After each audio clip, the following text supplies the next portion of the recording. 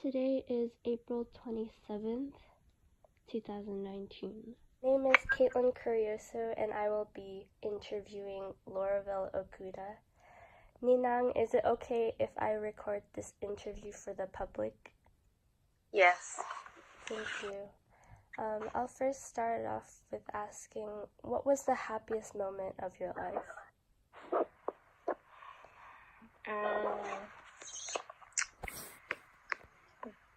There's probably two. Can I answer the two answers? Yes.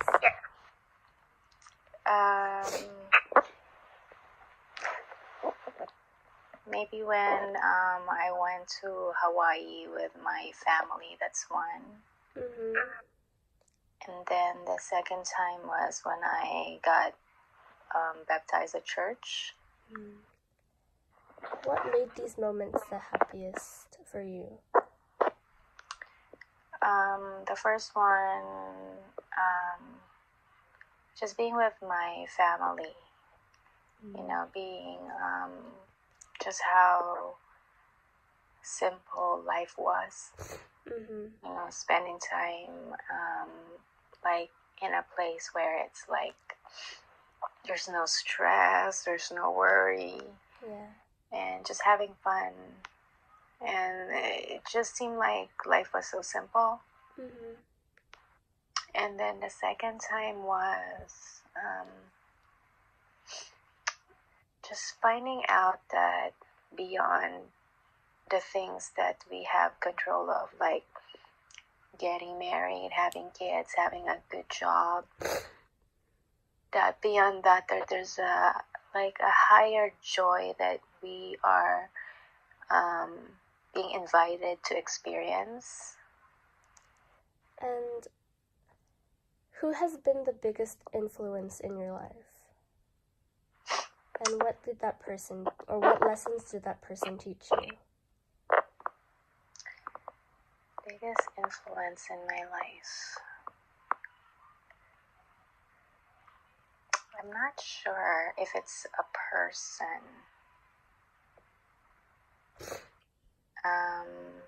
Anything is fine. I think I would just. I think my answer would be God for now, because for the past 3 years, I've been I am influenced by what I learn from the scripture, and how I talk to people and how I face problems and challenges in life. And I think that would be God, but I know that He is surrounding me with really good friends who also believe in Him, and that I journey with. We have the same understanding of life. Yeah.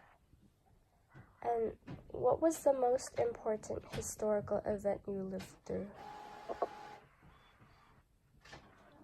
Most important historical event. I guess being hurt so deeply is the most important. And I'm sorry, it's sounds like negative. But it is most important in a way where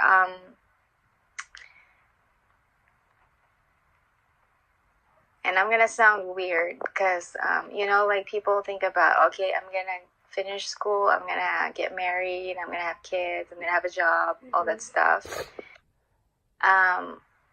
But I believe that those things, it's all your power. You have control over what you are able to accomplish. If you work harder, there's a higher chance for you to be successful.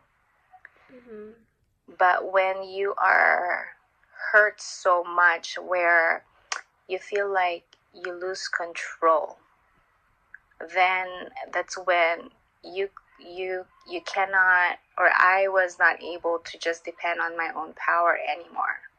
and then I was stuck. You know, because there are things that is outside of your control. And I think that's when I realized that that I need, you know, I need God to help me, because this time I can't do it on my own anymore. What is your earliest memory? My earliest memory, maybe it was I want to say first grade, when I was playing with my schoolmates. And it was like I remember it was a boy and a girl. And I even had a crush on the boy, I think. And it's just like a simple game, like, you know, like pulling somebody. I can't remember the detail of the game, but yeah. Who was the most important person in your life? And can you describe them? Most important person in my life? Your questions are hard. The most important person in my life, right now, I think my kids. They are, they help me to keep on going, and they give me joy, and they somehow like give me a purpose. You know, I know that like my parents, my job, my friends, everybody, they can go without me. You know. But I think my kids, because they're still young, that they still need their mom to like help them with basic things, and to kind of like guide them and teach them values, and to be there to give them security. Although I don't know much about a lot about life, I feel like it's like they don't have a choice. It's me. And I just have to try my best. And as I learn how to face my trials and my challenges, that whether I can teach them about their challenges because I already have been through it, or there will be times where we have to learn it together, because I don't know, you know, an answer to a particular problem. And we just have to figure it out together at that moment. That makes sense. What are you proudest of in your life?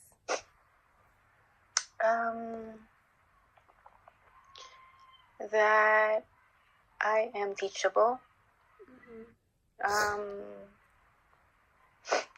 I used to think that I'm better than other people, even though I don't verbalize that.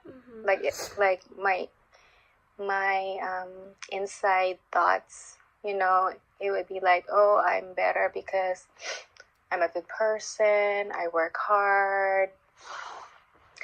Oh, Caitlin, can you say that question again? I lost my thought. What are you proudest of in your life? Oh yeah. I used to be proud of myself, meaning I have self-righteousness, that I'm better because I'm good. But learning that is like a wrong way of thinking. I am proud that, you know, I was able to learn that. I am like, yeah, like I don't know if I'm making sense. No, I understand. Like, I am teachable. Like, you know, I found out that self-righteousness is not a good thing. And so now I am trying to correct myself. And I would go back again to this, it's something that is out of my power, and accepting that, Yes. that because of my struggles, I was humbled to know that there are, I was humbled that it's not my work. It's, the higher power and God that is at work in me, which means I am not better than other people. God created us all the same. And to be able to see that, and to be able to understand and know and strive to kind of like get that is, I'm proud of myself on that one. And are there any words of wisdom you'd like to pass along to me? There's a lot, I think. How old are you? 17. You're 17. I really want you to know and love God like at an early age, and to really seek it. And if there are things that are not making sense to you, even though it is acceptable in your family or in your society, if it's not making sense, then question it and do your own research. I am almost 40 years old, and like I said, I thought I was being good, and I thought I was doing the right things. And only now I was finding out that I wasn't. And that is because in the world, you will be presented by things where you thought that was the reality, or that was the fact. If you do this, then you're okay. If you do this, then you're okay. But only when you read the scripture, it'll tell you the truth.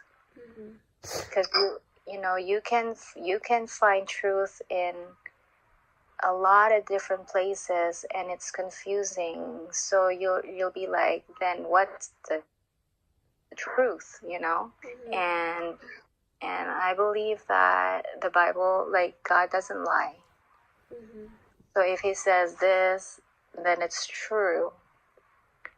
And so if I see things happening with my friends or with my family, but God is saying no to whatever they're doing, then it's kind of like it's telling me, I don't know how to explain it. It's kind of like